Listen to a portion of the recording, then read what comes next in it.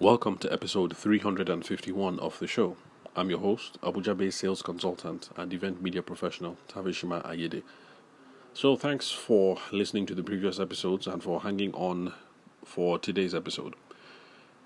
A lot of us engaged in business nowadays have some very bad sales habits, and one of them is that a lot of us negotiate against ourselves.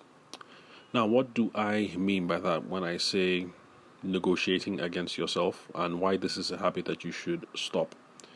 That is because a lot of people, when potential clients hit them up on Instagram or the phone call or website or whatever, they just have this assumption that their prices are too high, the customer is not going to be able to afford it. And so, before the person even brings up money issues or starts talking about how expensive your prices are, before they come up with any money objections, you just assume that they might not be able to afford it, and then because of that, you drop the price. Now, the problem with this is for the average person, especially for those of us over here in Nigeria, and from what I hear, our brothers and sisters in Ghana and also our cousins in India, that we are more of a bargaining culture, and so it doesn't matter what the amount is. If you give an amount, somebody's going to want to bargain. So if you say 1.5, the person is going to say 1.3 or maybe 1M. If you say 50k, the person is going to say 35, and it just seems to be a nature of the game. And so we just take it in good faith. This whole thing of the bartering game. And so, if you are like those of us here in Nigeria or Ghana or our cousins in India, then this whole thing about anchoring is really important. Now, anchoring is something in price psychology, which just basically means that if you throw out a number, you have already fixed a leverage point, on which everything is going to turn. So, an example of that being, like in this case, if you quoted 1.5 and the person wants to cut it low, the person is not going to go much lower than 1.5 because you have set the anchor really high. So if you say 1.5, the person might say, no, instead of 1.5 M, let me give you 1 mil or maybe 1.3 mil. And that's because you have anchored it high. And of course, the opposite of that is that if you anchor too low, then you're really shooting yourself in the foot. So if you would have preferred to have sold it for 50, but you think that 50 is too high, so you start negotiating against yourself, and the person says how much, and then you look at this person and you think he or she might not be able to afford, and so because of that you say 30. And then the person says, no, I'm not going to give you 30. How about I give you 20? And then maybe you guys go up to 25. And of course, in the beginning, what you really had in mind, what you are hoping for that would be able to allow you to run the business profitably, give yourself a healthy salary, pay for your living expenses, pay for petrol, fuel, internet, school fees, and what have you, is 50. So if 50 is your happy number, but then you start off the whole process by saying 30, you're really shooting yourself in the foot because you are anchoring low.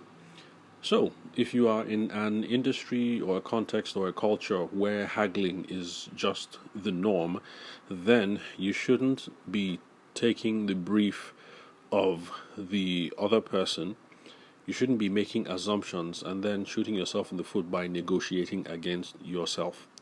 Don't worry about whether the person can afford to pay or not.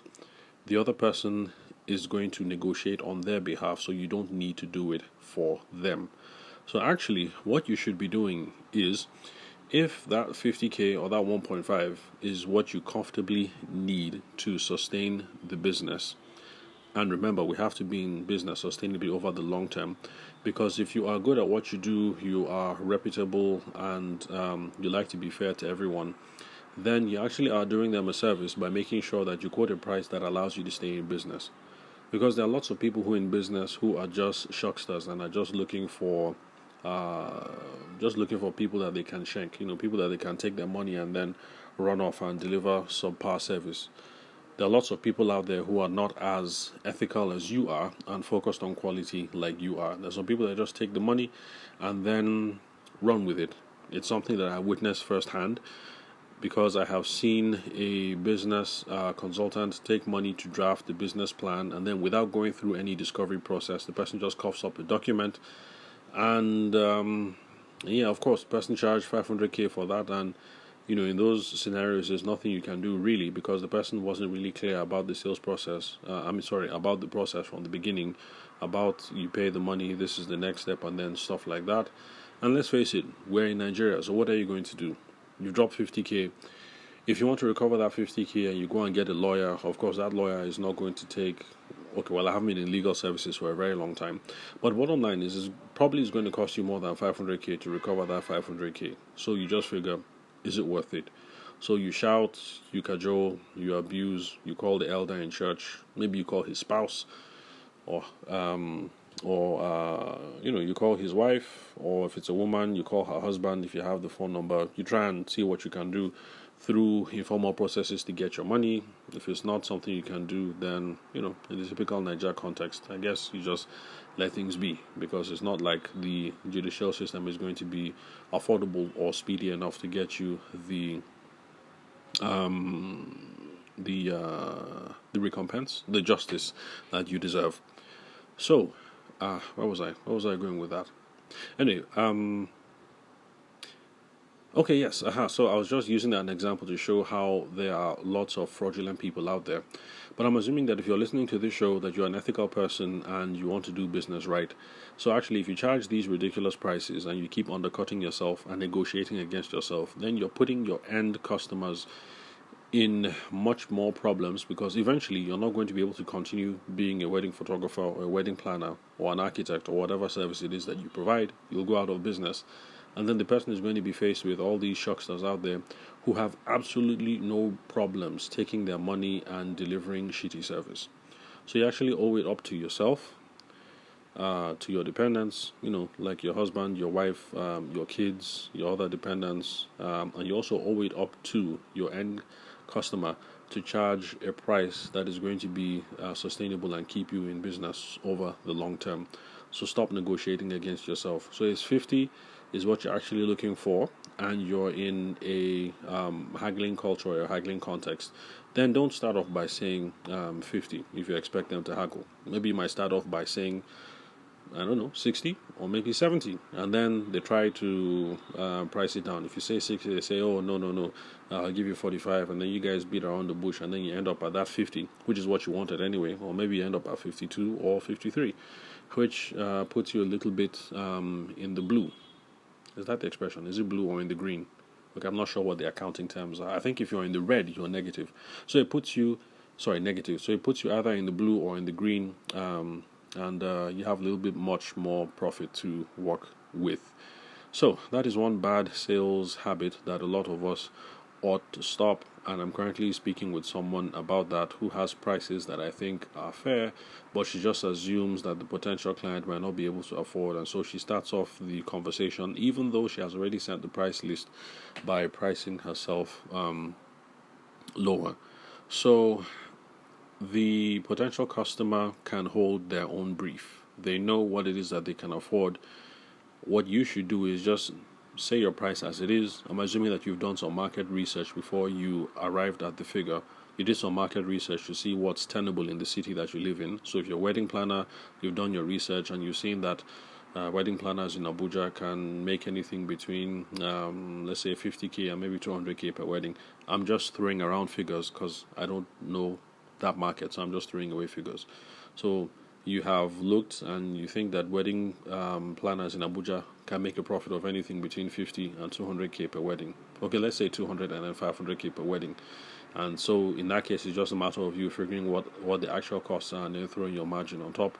And so if that's the case, do not undercut yourself by anchoring low or by starting at the fixed price. If you're going to play the haggle game, then start off higher, and don't worry, the potential customer is going to be able to hold their brief. If they can't, and you keep running into that problem, then it means that you need to tweak something in your sales process. It means that perhaps you're going after the wrong target market, or that you haven't thought through your sales process well enough to make sure that you can convert a client. Now, the whole idea behind conversion is that people reach out to you and you're able to carry them through stages, different engagements, different conversations to get them to the point of buying. That's assuming that you're speaking to your ideal target audience and a well qualified buyer. That's someone who has a need, who has a want, the person can afford. What else? The person is ready to take action within a reasonable time frame. So, yeah, that's the right way to look at it. So stick to your guns. If you stick to it and it looks like there's too much attrition because of price, then refine your sales process. Look for a new ideal customer profile, or tweak your sales process to make sure that you're a whole lot better at conversions. So when people hit you up on DM, you're able to convert from DM to phone call or DM to meeting. And then from the meeting, you're able to convert a meeting to, presentation, assuming that that's your sales process. And then from presentation, you're able to convert from presentation to payment of initial deposit. So whatever it is that your sales process involves, those are the sorts of things that you'll have to tweak. But don't worry, it's not all hellfire and fire and brimstone if we have lots of attrition because of price and people keep running away. Let's have a proper time frame around this. A lot of us involved in the business are relatively young. We're anything between 20, 30, 40 years of age. We still have another 40, 50, maybe even 60 years for some of us to remain in business. That's a long time to tweak and to get the pricing right. But I guess what I'm trying to say is that if you lose a bunch of customers in January, February, March, over price, it's not the end of the world. You still have a couple of months to tweak the pricing, and the most important thing is to make sure that you get the right formula regarding your ideal client, the price, and your sales process to make sure that you are sustainable over the long term. So it's not about the people that escape or the money that you didn't make in January and February of 2022, but what are the prospects of you doing business correctly for 2023, 24, and beyond. So thanks for listening to the podcast. I'll catch you guys at the next recording.